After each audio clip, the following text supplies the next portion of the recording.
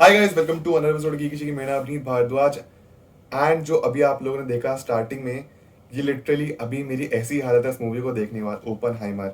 And hands down जब तक Christopher Nolan है, जब तक टॉम क्रूज हैं, जब तक अच्छी अच्छी मूवीज बन रही हैं, तब तक थिएटर चलते रहेंगे। और अगर हो सकता है तो इस मूवी को आप डेफिनेटली आई मैक्स में देखने की कोशिश कर रहे हैं।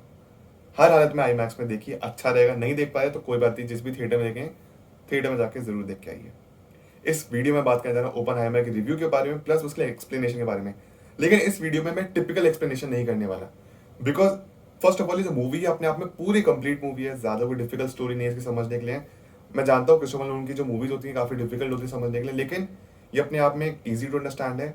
और साइंटिफिक मूवी है ये, काफी ज्यादा साइंस फिक्शन नहीं है, साइंटिफिक मूवी है। साइंस फिक्शन का नकली हो जाते हैं, लेकिन ये रियल लाइफ स्टोरी बेस्ड है, जे डॉट रॉबर्ट ओपनहाइमर पे। एंड जब लोग आप थिएटर से जब निकल लेते हैं, मैं खुद नोटिस करता, मैं खुद भी ऐसा हो गया था, जब फिल्म देख के बाहर निकलेंगे थिएटर से तो अपने फोन में सर्च करते निकलेंगे रॉबर्ट ओपनहाइमर की कहानी के बारे में, जो कि बहुत बड़े न्यूक्लियर फिजिसिस्ट थे एंड कहा जाता है father of atomic bomb. Hiroshima Nagasaki के पीछे जो बॉम्बिंग हुई थी, अगर ओपनहाइमर नहीं होते तो बॉम्बिंग भी नहीं होती। शायद न्यूक्लियर वॉर की मॉडर्न हिस्ट्री जो थी वो डिफरेंट होती।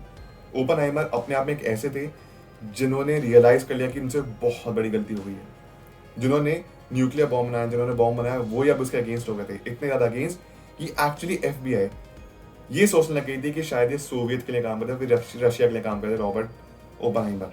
ऑल्दो ऐसा कुछ भी नहीं था। ये क्लियर हो गया है 17 दिसंबर 2022 में, पिछले साल, यानी कि ऐसे कुछ 7-8 महीने पहले ही उनका नाम क्लियर हुआ है। मतलब सोचिए 60-70-80 साल पुरानी चीज को जाके जिनके ऊपर केस स्टार्ट हुआ था और ओपनहाइमर पे, क्योंकि अमेरिका सोचने लगा था कि ये स्पाई है रशिया के, क्योंकि न्यूक्लियर बॉम्ब पर हाइड्रोजन बॉम्ब के अगेंस्ट जा रहे हैं। उनका नाम अभी जाके क्लियर हुआ है 17 दिसंबर को, रिसेंटली 2022। तो क्या है, जब ये मूवी देख के आप बाहर निकलेंगे थिएटर में, पक्का अपनी की स्टोरी देखना चाहेंगे, विकीपीडिया पे कहानी पढ़ेंगे। उसके साथ साथ आप यूट्यूब भी अब खुद एल्गोरिथम यूट्यूब के तरीके से काम करते हैं कि ओपनहाइमर मूवी है तो ऑब्वियसली जो ओपनहाइमर के रियल वीडियोस है ना, वो ही बाहर निकल के आ रही हैं। एंड हाँ, किलियन मर्फी ने जो परफॉर्मेंस दिया इस मूवी में, भाई अमेजिंग, बहुत फाड़ू। दो लोगों की बात करता हूँ, किलियन मर्फी, उनको सिलियन मर्फी भी कहते हैं, किलियन मर्फी भी कहते हैं, जो भी। किलियन मर्फी और Robert Downey junior, I can bet on this कि किलियन मर्फी को डेफिनेटली ऑस्कर के लिए नॉमिनेट जरूर किया जाएगा। सिमिलरली रॉबर्ट डाउनी जूनियर के लिए भी ऑस्कर के लिए नॉमिनेट जरूर किया जाएगा सपोर्टिंग रोल, क्योंकि इन दोनों का रोल सबसे ज्यादा है मूवी में। रॉबर्ट डाउनी जूनियर का इतना नहीं है। इस मूवी में अलग अलग टाइमलाइन चल रही है, तो रॉबर्ट डाउनी जूनियर वाली जो टाइमलाइन है वो ब्लैक एंड व्हाइट में है, और जो किलियन मर्फी वाली है वो भी ब्लैक एंड व्हाइट में, जो कि पास दिखाया जा रहा है, और जो दूसरी टाइमलाइन है जो वो कलर्ड में है। इसके साथ साथ इस मूवी में बहुत बड़े बड़े केमियोज है, बहुत बड़े बड़े एक्टर्स हैं, लेकिन कुछ छोटे छोटे रोल्स के लिए। और वो भी जो छोटे छोटे रोल्स निभाए वो एक्चुअली में रियल लाइफ साइंटिस्ट पे बेस्ड है। इसमें से अल्बर्ट आइंस्टाइन का भी आपको सीन देखने को मिलेगा। तो मूवी का आपको रिव्यू देता हूँ। सबसे पहले आपको बता दूं, ये प्रॉपरली एक सिनेमा हैवी मूवी है, डायलॉग हैवी मूवी है। जो पहले 2 घंटे हैं काफी लोगों को स्लो बर्न लगेगी, काफी लोग बोर होंगे। मेरे साइड वाले उबासी लेने लग गए थे, क्योंकि सुबह सुबह का शो, तो बोर हो रहे थे लोग, नींद आ रही थी। फर्स्ट वर्स स्लो है, लेकिन अगर आप सिनेमा लवर है, आपको ड्रामा पसंद आता है, तो definitely it's a treat for you. और जो लास्ट का 1 घंटा है ना गाइस, वो बहुत ज्यादा एक्साइटिंग है, बहुत ज्यादा एक्साइटिंग है। उस टाइम पर लिटरली आप ऐसे, मतलब सीट के आगे आप आके बैठेंगे, बिकॉज इतना इंटरेस्टिंग पिच अब यहाँ पे मूवी का स्टार्ट हो जाता है। और जो सबसे बड़ी चीज है कि जैसे मैंने आपको बताया कि ये इजी टू अंडरस्टैंड मूवी है, इसमें ज्यादा कोई डिफिकल्टी है। जैसे क्रिस्टोफर नोलन की जो मूवी, जो टेनेट हो गई, इंटरस्टेलर हो गई, इंसेप्शन हो गई, काफी डिफिकल्ट टू अंडरस्टैंड थी। लेकिन वो मूवी कुछ ज्यादा डंकर्क से मिलती है, मतलब डंकर्क भी एक रियल लाइफ इंसिडेंट पे बेस्ड है, ये भी एक रियल लाइफ इंसिडेंट पे बेस्ड है। तो लास्ट में कोई प्लॉट ट्विस्ट वगैरह कुछ नहीं, सिंपल मूवी है, बस अलग अलग टाइमलाइंस हैं, एक ब्लैक एंड व्हाइट वाली, एक कलर्ड वाली। तो इससे ज्यादा कुछ भी नहीं है डिफिकल्ट, इसके ज्यादा एक्सप्लेनेशन कुछ है भी नहीं। और जो मूवी का जो बड़ा बेस्ट पार्ट लगा वो डेफिनेटली लास्ट के 1 घंटे में जो बॉम्ब वगैरह सब कुछ, वो तो है ही है। उसके साथ साथ यहाँ पे जब आप साइंटिस्ट को देखेंगे ना, अगर आप खुद साइंस के स्टूडेंट, जैसे मैं इंजीनियर हूँ, पीसीएम वाला स्टूडेंट हूँ, तो मैं तो बहुत सारे साइंटिस्ट को भी जानता भी था, नाम भी सुने थे, बस अब वो आपको देखने के मिले लाइव एक्शन में, तो मजा आ रहा था। तो अगर आप भी साइंस वाले, तो डेफिनेटली आप लोग ट्रीट तो होने वाला है। मूवी में 2 इंपॉर्टेंट पहलू है, एक जो एटॉमिक बॉम्ब बन रहा है, उसके बाद जो कोर्ट रूम ड्रामा है, मुझे दोनों ही काफी इंटरेस्टिंग। काफी लोग इस पर डिवाइड भी हो सकते हैं कि मुझे ये पार्ट ज्यादा पसंद है, एंड मोस्ट लोगों को एटॉमिक बॉम्ब वाला पार्ट ज्यादा पसंद आएगा rather than court room drama, because उसमें बहुत सारे डायलॉग्स हैं। एंड हाँ, किलियन मर्फी जब, या फिर ओपनहाइमर का जब यहाँ पे ब्रेक डाउन होता है, जब अपनी कहानी सुनाना शुरू करते हैं, वो पार्ट तो भाई गूज बम्स दे देते हैं, गूज बम्स, जब वो अपना खुल के जब फटता है कि क्या हुआ है, क्या कहानी है। ओपनहाइमर ने जब अपना बॉम्ब बनाया था तो वो रियलाइज कर गए थे उनसे बहुत बड़ी गलती हुई। उस स्पेसिफिकली जब 945 अगस्त 1945 में जब हिरोशिमा नागासाकी पे अटैक हुए तो उन्होंने रियलाइज कर लिया कि ये दोबारा कभी नहीं बनना चाहिए। ओपनहाइमर हाइड्रोजन बॉम्ब के अगेंस्ट भी चले गए थे एंड जैसे मैंने आपको बताया न्यूक्लियर पावर सब कुछ अगेंस्ट हो गए थे कि ऐसा नहीं होना चाहिए एंड अमेरिका उन पर शक करने लग गया था कि शायद सोवियत के लिए काम कर रहे हैं क्योंकि इनके अगेंस्ट जा रहे हैं। बट ओपनहाइमर का बस यही था कि मेरी वजह से मैंने एक ऐसी गलत चीज़ बनाई जिसकी वजह से डिस्ट्रक्शन हो रहा है, ये नहीं होना चाहिए था और आज तक उसका डर आज भी है। तो जब मूवी खत्म होगी तो आप रियलाइज करें क्या न्यूक्लियर पावर एक्चुअली अच्छा है या बुरा है। ज़्यादा लोग बुरे की तरफ ही सोचेंगे, इनफैक्ट मैं भी सोचता हूँ न्यूक्लियर पावर बुरी है क्योंकि उसका गलत तरीके से इस्तेमाल हो सकता है। ये इसका बहुत बड़ा रीजन। और जब मैंने आपको बताया इससे बहुत बड़े बड़े एक्टर्स आपको देखने मिलेंगे जैसे फ्लोरेंस प्यू वगैरह भी हैं। अगर आप ह्यूई जानते होंगे द बॉयज से, वो भी हैं जैक वाइट, उनका भी केमियो है। तो काफ़ी एक्टर्स का केमियो है लेकिन जितने भी एक्टर्स आ रहे हैं ना आप सोचेंगे इतने बड़े बड़े एक्टर्स केमियो को करने हैं, उसका सबसे बड़ा रीजन ये है कि उनको नोलन के साथ काम करने का मौका मिल रहा है। क्रिस्टोफर नोलन के साथ काम करने के लिए चाहे आपको एक सेकंड का सीन मिले ना उसमें मिलेंगे। इस मूवी में एमिली ब्लंट भी है, उनका ज़्यादा बड़ा रोल नहीं है। एमिली ब्लंट यहाँ पे वाइफ बनी है ओपनहाइमर की और लवर जो बनी है वो बनी है फ्लोरेंस प्यू। और रॉबर्ट डाउनी जूनियर बढ़िया रोल है, आइंस्टाइन का छोटा सा पार्ट है, इंटरेस्टिंग है। लोगों ने मतलब एक तालियां नहीं बजेंगी इस सीन में, इस मूवी में, बट वो ऐसा एक सुनने को मिला था जब आइंस्टाइन की entry. Now I have become the death and the destroyer, Bhagavad Gita का बहुत बड़ा रेफरेंस है इस मूवी में। तो जो रॉबर्ट ओपनहाइमर थे वो भगवत गीता को बहुत ज़्यादा फॉलो करते थे एंड किलियन मर्फी ने अपने इंटरव्यू में भी बताया था कि रॉबर्ट ओपनहाइमर का रोल प्ले करने के लिए उन्होंने खुद भगवत गीता को फॉलो किया, पढ़ा एंड बहुत ज़्यादा इन्फ्लुएंस आपको मिलेगा इस मूवी में, बहुत बार डिस्कस भी किया गया। Now become the death and the destroyer of the world, Bhagavad Gita का जो कोट है, ये मूवी आपको सुन। तो मूवी की तरह एक्सप्लेनेशन शुरू करते हैं।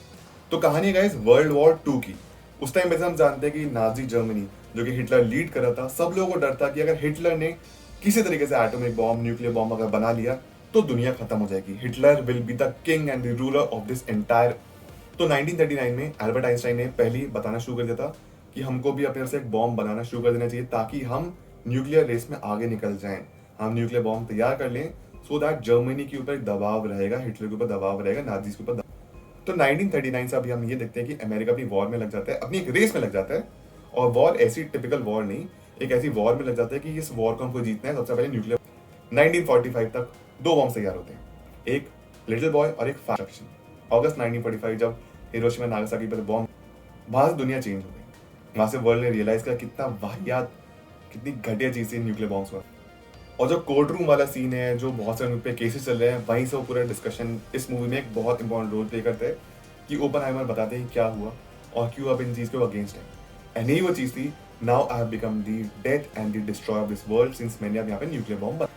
बात करते हैं ओपनहाइमर के कैरेक्टर के बारे में। तो जो ओपनहाइमर है जिसको किलियन मर्फी ने प्ले किया है, वो इतना ज्यादा स्मार्ट ह्यूमन था कि वो ह्यूमन से थोड़ा अलग होने लगे थे, वो इमोशन लेस हो गया था। और किलियन मर्फी ने जो यहाँ पे रोल प्ले किया ना, मतलब वो ज्यादा इमोशन दिखा नहीं पाता, he is a man of very few words, वो ज्यादा एक्सप्रेशन देता, लेकिन उस कम एक्सप्रेशन में भी जो एक्सप्रेशन दिए वो अपने आप में एक बहुत ही बड़ी एक्टिंग थी जो किलियन मर्फी ने नेल की। ओपनहाइमर थोड़ा इमोशन लेस हो गया था, इमोशन से पर वो दिखाता नहीं था, और वो फेशियल एक्सप्रेशन, आंखों में आंसू हैं, बोल नहीं पा रहे, वो बहुत ही अमेजिंग सीन है। तो ओपनहाइमर के साथ एक कहानी ये थी कि बहुत स्मार्ट, तो ना 8 लैंग्वेजेस भी आती थी। एक जगह उनको डच लैंग्वेज में एक स्पीच देनी थी, तो उन्होंने इंस्टेड कि वो स्पीच लिख लें डच लैंग्वेज में, उसको बोल दें, उन्होंने एक्चुअली डच लैंग्वेज सीखी थी कुछ 4-5 हफ्ते के आसपास, 1.5 महीने के आसपास उन्होंने लैंग्वेज सीखी। उसके बाद उन्होंने जाकर स्पीच डिलीवर की थी 5 हफ्ते में, लैंग्वेज को सीख के। तो ज़्यादा स्मार्ट थे, बहुत लोग से अलग थे, दिमाग ज़्यादा चलता था, फिजिक्स से बहुत ज़्यादा प्यार था, इसलिए आगे जाके वो फिजिसिस्ट भी बने थे। और अगर हम ओपनहाइमर मूवी की बात की जाए तो मैं आपको बताता हूँ, एक अभी पता नहीं कितना सच है कितना झूठ है, कि रॉबर्ट पैटिंसन ने एक्चुअली गिफ्ट की थी एक बुक टेनेट की शूटिंग के दौरान क्रिस्टोफर नोलन को, जिसके ऊपर ये मूवी जाके बनी। तो रॉबर्ट पैटिंसन जो कि अब बैटमैन बन चुके हैं, he save and is one of the reason कि ये मूवी क्यों बनी। तो ये मूवी बेस्ड है एक 2005 की लिखी हुई नॉवल जिसको लिखा था Kai Bird and Martin J Sherwin ने, the life of J dot Robert Oppenheimer, जो कि एक थियोरेटिकल फिजिसिस्ट थे and the father of nuclear bomb या फिर फादर ऑफ एटॉमिक बॉम्ब। तो बेसिकली एक मैनहट्टन प्रोजेक्ट था जिसके अंडर इन 2 बॉम्ब्स को बनाया गया था, little boy and fat man. तो ये कुछ ओवरऑल मूवी कहानी है, 2 टाइमलाइंस है, ब्लैक एंड व्हाइट में, कलर्ड में। मूवी बहुत अच्छी है, one of the best movies Christopher Nolan की, one of the best movies but not the best movie. मतलब सबके ओपिनियन अपने अलग अलग होते हैं। मेरी जो पर्सनल मूवी है, जो पर्सनल फेवरेट मूवी है क्रिस्टोफर नोलन की, वो है undoubtedly Interstellar and the dark night, top 2 में। इंसेप्शन नंबर 3 पे, नंबर 4 पे मुझे लगता है कि ओपनहाइमर रहेगी, एंड इस साल की तो डेफिनेटली बेस्ट मूवी ओपनहाइमर है, तो मतलब कोई है ही नहीं सवाल इजीली। एंड काफी ज्यादा चांसेस है कि किलियन मर्फी एक्चुअली इस साल ऑस्कर भी ले जाए अपनी परफॉर्मेंस के लिए।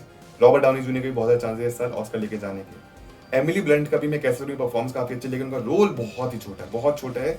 हो सकता है फीमेल में सपोर्टिव रोल में वो एक्चुअली ले जाए, उनके भी काफी ज्यादा चांसेस है। मैट डेमन भी एक अच्छा रोल प्ले करते हैं, लेकिन अगेन ये पूरी मूवी फोकस है किलियन मर्फी पे, तो बाकी सारे जितने भी कैरेक्टर्स है एक्टर्स है ना, छोटा रोल है कंपेरेटिवली। सो गाइस, ये थी आज की वीडियो, ये था आज का episode. I hope you enjoyed. इस मूवी में लिटरली ज्यादा कुछ समझाने के लिए है नहीं, कुछ भी नहीं है, बस ये कि मैनहट्टन प्रोजेक्ट के अंदर 2 बॉम्ब्स बनाए गए थे जो कि न्यूक्लियर बॉम्ब थे, एंड न्यूक्लियर बॉम्ब के क्रिएटर हैं ओपनहाइमर। और उन्होंने फिर आगे क्या कॉन्सिक्वेंस फेस किए, क्या है कोर्ट रूम ड्रामा, क्या है, वो आपको इस मूवी में देखने को मिलेगा। I hope you enjoy this video. I hope आपको ये जितना भी एक्सप्लेनेशन पसंद आया, आपको आई होप आपको मेरे रिव्यू पसंद आया, आपके जो भी थॉट्स हैं मुझे कॉमेंट करके जरूर बताइए, एंड हो सके तो इस मूवी को आईमैक्स में जरूर देखना। प्लीज लाइक करिए, शेयर करिए, कमेंट करिए, सब्सक्राइब करिए। मिलता है आप सभी से अगली वीडियो में। ख्याल रखना, always remember you all are super heroes, life में अच्छा करिए आगे बढ़िए। Thank you so much, take care, bye. अब मैं गारंटी देता हूँ जब मूवी देख के निकलेंगे ना, आप साइलेंट होंगे, दिमाग में बहुत कुछ चलेगा, क्या देख लिया यार, और फोन में जरूर उनके बारे में आप सर्च करेंगे। बाय।